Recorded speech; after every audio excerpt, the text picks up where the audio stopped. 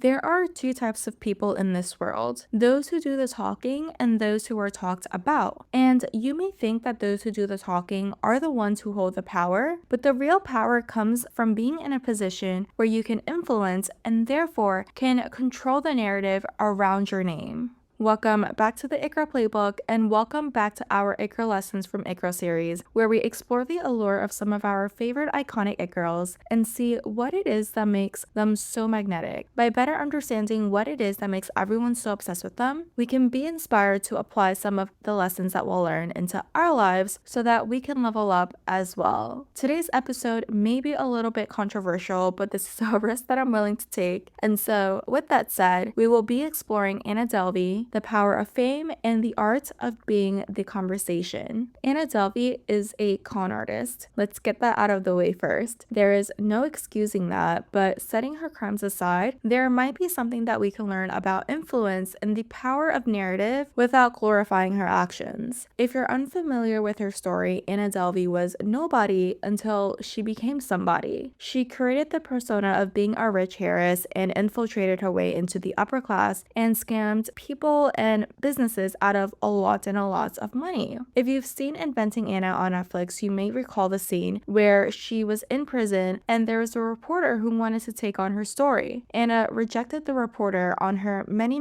requests for an interview, and it wasn't until the reporter promised to make Anna famous did Anna smile and finally agree to the interview. Anna didn't want justice. She didn't care for her name to be cleared. Anna just wanted fame, and this scene stuck with me. Fame is influence, and influence is social currency that holds value in many different forms: money, status, and leverage. Even Robert Greene dedicated a lot to this in his book 48 Laws of Power. Law 6 says to court attention at all costs, emphasizing the power of being noticed and standing out. Blending in makes you forgettable, while those who master the art of drawing attention often are the ones who hold influence. You can't influence anybody when nobody knows who you are. We don't have to choose the route that Anna took, but one thing that I do admire is how she was able to leverage what she had and turn it into something meaningful. Anna Delvey is a convicted felon, but she is now on Dancing with the Stars and modeling for runway shows and attending New York Fashion Week. Brands know that despite her past, she is someone that people talk about, and everywhere she goes, she'll bring that attention, and that holds value. And you may think, well, why would I want to be known for something so terrible, for something that you may not be proud of? But maybe that is the point. I doubt many people have a quote-unquote perfect past, because in reality, we've all made mistakes. I've made plenty that I'm not proud of, and I'm sure that you've made some mistakes as well. But that's the point. We're human, and the whole point is to learn from our mistakes